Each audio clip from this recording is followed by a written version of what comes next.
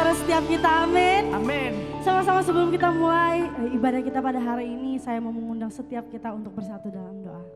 Bapak, kami mengucap syukur buat setiap kebaikan Tuhan, mengucap syukur buat setiap penyertaan Tuhan atas hidup kami. Tuhan, kalau sebentar kami mau memulai memuji dan menyembah-Mu Tuhan Yesus.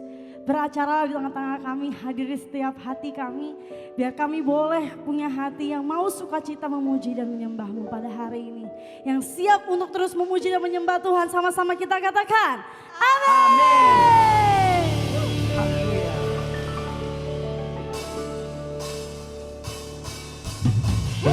Percaya bahwa tidak ada yang mustahil di antara setiap kita karena Tuhan kita Tuhan yang ajaib. Amin.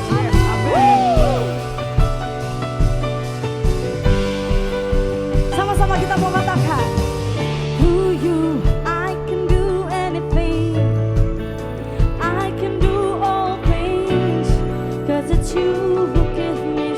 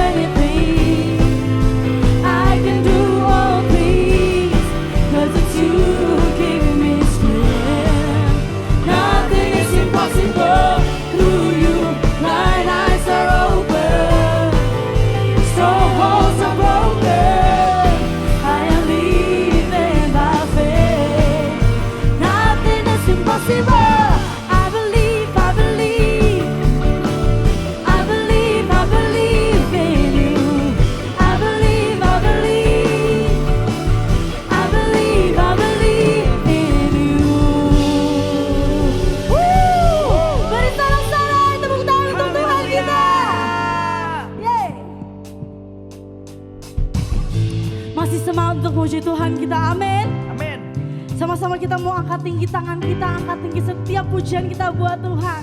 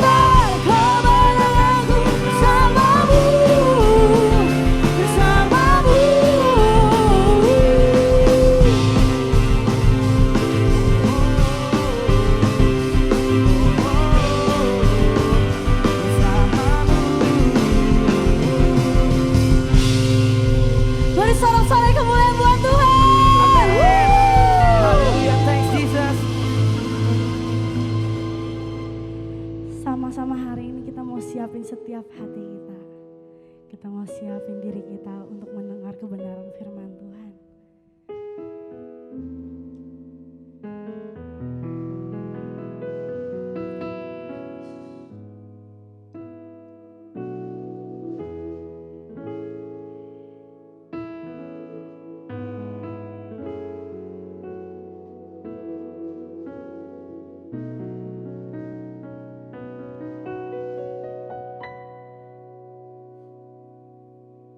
Bila hati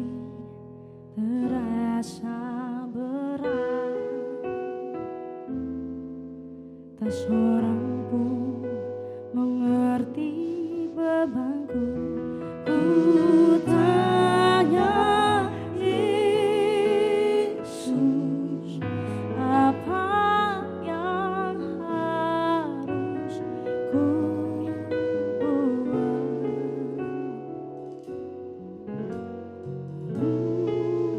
Dia berfirman, mari datanglah. Dia selalu pedulikan aku. Ku datang Yesus, Dia pikul segala bebanku. Sujud di altarnya, kami mau bawa, ku bawa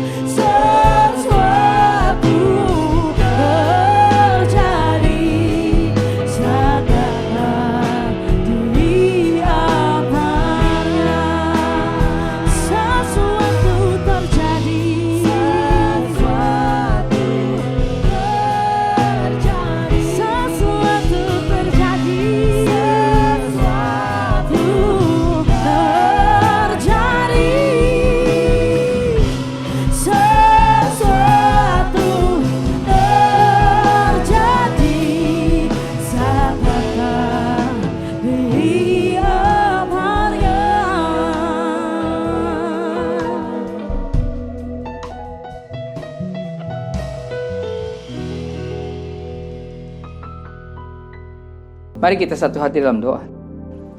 Bapa yang baik, terima kasih buat kasih setia, buat kebaikan Tuhan dalam kehidupan kami. Terima kasih Tuhan kalau kami boleh memuji, menyembah Engkau di dalam roh dan kebenaran. Kalau kami boleh bersuka cita di dalam Engkau. Bapa yang baik, kami mau dengarkan firman Tuhan. Tuhan, kami mau siapkan hati kami. Kami minta hikmat yang daripada Tuhan untuk dapat menangkap apa yang menjadi isi hati-Mu dari firman Tuhan yang disampaikan. Bapa Surgawi, terima kasih. Kami mau katakan kami siap mendengarkan firman-Mu. Dalam nama Yesus kami berdoa dan ucap syukur. Haleluya. Amin. Shalom Bapak Ibu Saudaraku, rekan-rekan terkasih, jemaat Home CC dimanapun berada. Bila minggu lalu kita telah belajar mengenai tongkat Musa, ya, kini kita akan belajar dengan tema tongkat Yakub. Ya, bila kita minggu lalu telah belajar bahwa tongkat yang dipakai sebagai milik Musa kemudian dipakai Allah dan menjadi tongkat Allah. Ya. Maka minggu ini kita akan belajar mengenai tongkat Yakub. Dan tongkat Yakub ini akan terus mengingatkan kita bahwa semua yang kita miliki dan nikmati adalah kasih karunia Allah, bukan karena kehebatan diri kita. Bapak Ibu Saudaraku, jemaat Home CC dimanapun berada, suatu saat ketika Ishak itu sudah tua dan ingin makan makanan yang enak, maka Ishak menyuruh Esau untuk berburu dan mengolahnya bagi Ishak. Dan hal ini didengar oleh Ribka, ibunya Yakub, ya. Dan Ribka kemudian memberikan ide untuk menipu Yakub dan Esau, ya. Singkat cerita, tipuan Yakub ini berhasil dan hal ini membuat Esau begitu sedih dan menaruh dendam dan kemudian berniat untuk membunuh Yakub. Ribka kemudian menyuruh Yakub untuk lari ke kota Haran di tempat Laban saudaranya Ribka. Nah, Bapak Ibu Saudaraku, rekan-rekan terkasih, jemaat Home CC dimanapun berada, tahukah kita pada usia berapa Yakub menerima hak kesulungan ini? Dan karena tipuannya ini, ia harus pergi dari rumah orang tuanya menuju Haran. Sebenarnya Yakub itu sudah tidak muda lagi, ya. Yakub telah berusia 76 tahun ketika itu. Dan luar biasanya, Yakub masih belum menikah. Usia udah 76 tahun. Sementara Esau sudah menikah. Jadi kalau kita perhatikan perkataan Ishak di dalam Kejadian 28 ayat 1 sampai 2, ya, Kejadian 28 ayat 1 sampai 2. Saya bacakan ya. Kemudian Ishak memanggil Yakub, lalu memberkati dia serta memesan kepadanya, katanya, "Janganlah mengambil istri dari perempuan Kanaan." Kejadian 28 ayat 2, "Bersiaplah pergi ke Padan Aram, ke rumah Betuel, ayah ibumu, dan ambillah dari situ seorang istri dari anak-anak Laban, saudara ibumu." Nah, sementara Esau itu telah mandiri dan berkeluarga sejak ia berusia 40 tahun. Ya, itu bisa dibaca dalam Kejadian 26 ayat 34. Kejadian 26 ayat 34 ya. Saya bacakan. Ketika Esau telah berumur 40 tahun, ia mengambil Yudit, anak Beeri orang Het, dan Basmat, anak Elon orang Het, menjadi istrinya. Jadi, Esau mengambil istri orang Kanaan yang berbeda iman. Dan hal ini sebenarnya tidak disetujui, ya, tidak direstui oleh Ishak dan Ribka. Karena itulah Ishak memberikan pesan kepada Yakub untuk tidak mengambil istri dari Kanaan, di mana mereka yang tinggal saat itu, gitu ya. Ribka juga berkata di dalam Kejadian 27 ayat 46, dikatakan begini, "Kemudian Ribka berkata kepada Ishak, 'Aku telah jemu hidup karena perempuan-perempuan Het itu. Jikalau Yakub juga mengambil seorang istri dari antara perempuan negeri ini, semacam perempuan Het itu, apa gunanya aku hidup lagi?'" Nah, pada akhirnya Esau menyadari bahwa perempuan Kanaan itu tidak disukai oleh Ishak dan Ribka orang tuanya. Lalu mengapa Yakub mampu untuk menahan diri tidak menikah hingga usia 76 tahun? Sementara Esau telah menikah di usia 40 tahun. Yakub mampu menahan diri untuk tidak sembarangan menikah karena ia telah belajar langsung dari Abraham. Abraham dan Yakub masih sempat bertemu selama 15 tahun dalam kemah mereka. Mari kita perhatikan di ayat ini. Ibrani 11 ayat 8. Karena iman Abraham taat ketika ia dipanggil untuk berangkat ke negeri yang akan diterimanya menjadi milik pusakanya. Lalu ia berangkat dengan tidak mengetahui tempat yang ia tujui. Ayat 9. Karena iman ia diam di tanah yang dijanjikan itu seolah-olah di suatu tanah asing. Dan di situ ia tinggal di kemah dengan Ishak dan Yakub yang turut menjadi ahli waris janji yang satu itu. Bapak Ibu Saudaraku, rekan-rekan terkasih jemaat Homsisi dimanapun berada, jadi kita dapat ambil pelajaran bahwa Esau tidak banyak menerima impartasi iman dari kakeknya Abraham dan juga ayahnya Ishak. Kenapa? Karena Esau lebih suka berburu dan tinggal di luar perkemahan atau tinggal di padang. Sementara Yakub memang lebih suka tinggal di kemah. Sehingga ia banyak mendapatkan pelajaran kehidupan iman dari Abraham kakeknya dan juga Ishak ayahnya. Ya, ini pernah saya sampaikan dalam khotbah saya sebelumnya. Nah, ketika Yakub kemudian pergi ke tempat asal kakeknya Abraham, yaitu di Haran atau Padang Aram, di sana ia bertemu dengan Laban dan kemudian Yakub tinggal di sana. Di sanalah Yakub jatuh cinta kepada Rahel.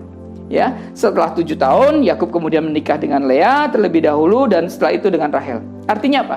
Artinya Yakub berusia 83 tahun ketika ia menikah. Dan ini semua semata-mata karena Yakub taat kepada Abraham dan Yakub dan Ribka untuk tidak menikah dengan orang Kanaan. Selama hidupnya, inilah Yakub telah belajar iman dari Abraham kakeknya dan Ishak ayahnya, bahwa ada proses. Bahwa ada apa? Proses yang menurut manusia sangat panjang ketika menunggu janji Tuhan. Bahkan Yakub berkorban dengan menahan diri tidak menikah karena orang tuanya telah mengajarkan agar memiliki pasangan yang seimbang, yang sama-sama percaya kepada Allah Yahweh. Nah, setelah Yakub bekerja selama 14 tahun, ia berniat pergi untuk pulang ke tempat Ishak dan ayahnya berada. Tentu ia rindu ya untuk bertemu dengan Ishak dan Ribka orang tuanya. Namun kepulangannya ini ternyata tidak dikehendaki oleh Laban dan berusaha ditahan oleh Laban. Akhirnya Yakub bekerja selama 6 tahun lagi. Dan setelah total bekerja selama 20 tahun di rumah Laban, akhirnya Yakub diperbolehkan untuk pergi dari rumah Laban.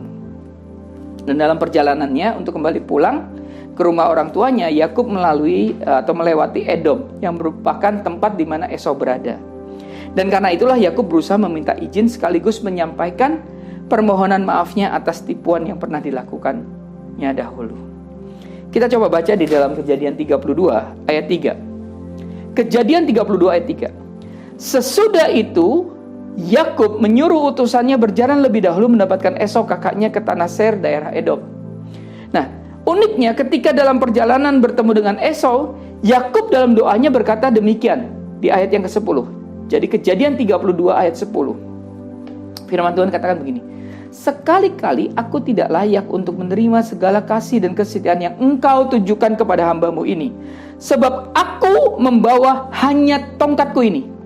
Waktu aku menyeberangi sungai Yordan ini. Tetapi sekarang telah menjadi 2 pasukan. Bapak ibu saudaraku, rekan-rekan terkasih jemaat Homsisi dimanapun berada. Perhatikan bahwa Yakub berkata kepada Allah kalau saat dia pergi menuju Haran, ia hanya membawa tongkatnya saja. Karena memang dulu Yakub kerjaannya adalah sebagai gembala kambing domba. Yakub dalam doanya berkata bahwa bila dahulu ia merantau hanya membawa tongkat gembala, kini ketika ia pulang telah membawa 2 pasukan. Harta benda, budak laki-laki dan perempuan, serta 12 anak laki-laki dan 1 perempuan. Artinya apa? Dalam keberhasilannya ini, Yakub tidak lupa dahulu dia siapa dan sekarang telah menjadi apa. Yakub ingat bahwa ketika dahulu ia harus terburu-buru melarikan diri dari rumah orang tuanya karena hendak dibunuh oleh Esau. Yakub ingat bahwa ketika melarikan diri ia tidak membawa bekal apapun. Ia hanya membawa tongkat gembala dan doa dari orang tuanya. Dan setelah 20 tahun berlalu, Yakub dapat melihat bahwa kehidupannya disertai Tuhan dan diberkati dengan luar biasa. Bapak ibu saudaraku, rekan-rekan terkasih jemaat Homsisi dimanapun berada, uniknya tongkat gembala yang 20 tahun lalu dibawanya, tongkat itu masih ia pegang dan masih digunakan. Yakub tidak lupa akan tongkat ini, sekalipun tentu ada banyak tongkat yang dapat menggantikan tongkatnya ini. Dapat kita bayangkan ketika Yakub beristirahat dan melihat tongkatnya ini, Yakub selalu teringat bahwa ketika ia pergi melarikan diri, ia bukanlah siapa-siapa dan juga tidak punya apa-apa. Dan kalau sekarang diberkati dengan luar biasa, tentu ini bukanlah karena kehebatannya sendiri, tapi karena Tuhan. Karena itulah di dalam Kejadian 32 ayat 10 dikatakan bahwa Yakub merasa tidak layak menerima segala kasih karunia dan kesetiaan yang diberikan dan ditunjukkan oleh Tuhan. Bapak Ibu Saudaraku, rekan-rekan terkasih jemaat Home CC dimanapun berada, dari hal ini kita belajar bahwa kalau kita sudah diberkati dengan luar biasa oleh Tuhan, kita harus ingat siapakah diri kita. Kita harus ingat bahwa mungkin dahulu kita merantau dan keluar dari rumah, kita tidak membawa apapun juga. Namun dalam perjalanan waktu, ketika Tuhan sudah memberkati kehidupan kita dengan berkat materi yang melimpah, jangan pernah melupakan siapakah kita dahulu. Katakan amin. Setiap kali Yakub memegang tongkatnya yang lama itu, ia selalu ingat siapakah dirinya, bahwa ia adalah orang yang mendapatkan kasih karunia dari Tuhan. Sehingga hal ini mengingatkannya untuk terus rendah hati, tidak sombong dan tidak merasa hebat.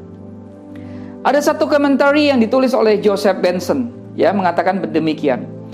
Ya, karena dengan tongkatku aku melewati sungai Yordan ini, miskin dan sunyi, seperti seorang peziarah yang sedih dan hina, tidak memiliki pemandu, tidak ada teman, tidak ada pembantu.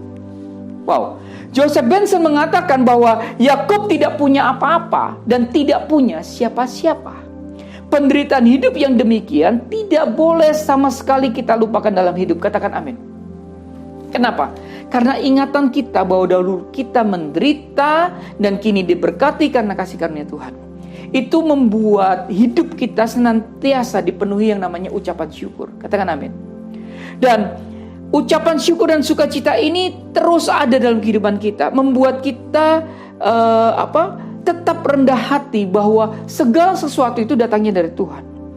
Orang-orang yang sudah melupakan kesusahannya yang dulu akan mudah menjadi tinggi hati, akan mudah menjadi sombong, dan merasa keberhasilannya itu adalah karena kehebatannya, karena kecerdasannya. Ingat ya, waktu minggu lalu ketika saya menyampaikan mengenai tongkat Musa, yaitu tongkat Allah, kita telah belajar bahwa ketika hal kecil yang kemudian kita berikan kepada Allah menjadi milik Allah, maka hal kecil itu akan menjadi hal kecil itu akan diberkati Tuhan, dan kita akan melakukan perkara-perkara yang besar lewat hal-hal yang kecil yang diserahkan kepada Tuhan. Ada satu lagi komentari yang cukup bagus dari Bullinger, ya. Ia mengatakan demikian: Yakub tidak memiliki apa-apa dan tidak berhak mendapatkan apa-apa selain keburukan. Wow. Oleh karena itu Tuhan yang bertemu dengannya di sana adalah Tuhan Yakub dan adalah Tuhan segala anugerah. Bullinger mengatakan bahwa Yakub dahulu tidak memiliki apa-apa dan juga tidak berhak apa-apa. Kalau kemudian Yakub memiliki keluarga dan harta benda yang banyak, maka itu semua karena anugerah dari Tuhan, ya, dan bukan kehebatan daripada Yakub. Nah, demikian pula dengan diri kita. Kalau kita sekarang telah memiliki banyak keberuntungan, banyak harta benda, kalau kita banyak berkat yang melimpah, maka kita harus ingat bahwa semuanya itu asalnya dari Tuhan yang menganugerahkan kepada kita. Belajar dari tongkat Yakub, belajar tentang tongkat kerendahan hati. Belajar dari tongkat Musa, belajar tentang tongkat yang diberikan kepada Allah, tongkat daripada Allah. Tongkat Yakub adalah tongkat di mana kita belajar untuk tetap rendah hati ketika kita berhasil. Tetap ingat akan tongkat Musa ketika kita sedang terpuruk, karena Allah yang akan membuatkan mujizat bagi kita. Bapak Ibu Saudaraku, rekan-rekan terkasih jemaat Home CC dimanapun berada, dari kisah ini kita belajar, ya, tentang hidup Yakub. Yang pertama, Yakub adalah anak yang taat kepada orang tuanya. Katakan amin. Ia tidak menikah dengan perempuan Kanaan bahkan sampai ia telah tua. Ketaatan ini karena Yakub mau mendengar nasihat dari Abraham kakeknya dan dari Ishak ayahnya. Ia taat sekalipun ketaatannya itu mahal harganya, membuatnya tidak menikah sampai waktu ia berusia 83 tahun. Sungguh harga yang mahal untuk ketaatan, ya. Kemudian dari Yakub kita belajar bahwa Yakub itu bekerja keras di usianya yang lanjut, dan pekerjaan ini diberkati oleh Tuhan sehingga ia berhasil. Yakub tidak pernah lupa dan tidak membuang tongkat lamanya. Justru tongkat Yakub ini terus mengingatkan bahwa apa yang ia peroleh adalah karena kasih karunia dari Tuhan, bukan karena kekuatan dan kehebatannya. Inilah tongkat Yakub, tongkat kerendahan hati. Yang ketiga, demikian pula dengan kita. Ketika kita berhasil, jangan pernah lupa dengan masa lalu kita. Apa yang kita hari ini miliki, itu semua karena Tuhan. Mari, dalam segala kondisi, ingatlah kebaikan Tuhan dalam hidup kita. Bahwa sampai hari ini, Tuhan tetap menolong, Tuhan tetap menyertai, Tuhan tetap setia. Tuhan Yesus memberkati. Bapa yang baik, terima kasih. Kami belajar Tuhan dari tongkat Yakub. Kami belajar Tuhan ketika Engkau memberkati kami. Ketika Engkau memberkati, bahkan membuat kami berhasil. Kami percaya Tuhan, kami tetap ingat bahwa itu semua karena Tuhan. Belajar dari Yakub Tuhan, bahwa dia ingat akan tongkatnya, di mana tongkat yang dia bawa Tuhan. Tongkat itu mengingatkan bahwa hidupnya yang begitu sulit, susah, tapi diangkat tinggi oleh Tuhan, dibuat berhasil oleh Tuhan. Hari ini Tuhan, kami percaya, kami belajar rendah hati, kami belajar untuk tidak sombong atas semua keberhasilan yang kami miliki. Kami belajar untuk tetap mengucap syukur bahwa karena Tuhan saja kami ada saat ini. Terima kasih Bapa yang baik. Dalam nama Tuhan Yesus, kami berdoa dan mengucap syukur. Haleluya. Amin.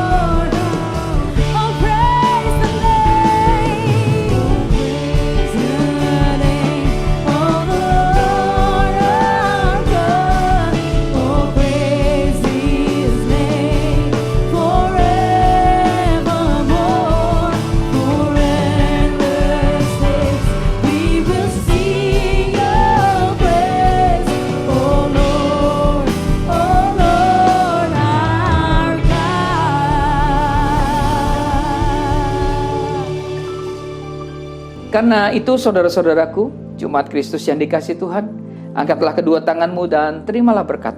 Mari aminkan setiap perkataan berkat yang kita percaya bahwa kita menerimanya. Tuhan memberkati engkau dan melindungi engkau. Tuhan menyertai engkau dengan wajahnya dan memberi engkau kasih karunia. Tuhan menghadapkan wajahnya kepadamu dan memberi engkau damai sejahtera. Kiranya kasih dan penyertaan Bapa di surga dan damai sejahtera dari Tuhan Yesus Kristus serta penghiburan dari Roh Kudus terus menyertai kita sampai Maranatha Tuhan Yesus datang kembali. Kita yang percaya dan menerima berkat Tuhan, mari kita sama-sama katakan amin. Selamat hari Minggu, selamat berkumpul dan menikmati kebersamaan dengan keluarga. Terus mencintai Tuhan, berhenti menghakimi dan terus menjadi berkat. Tuhan Yesus memberkati. Amin.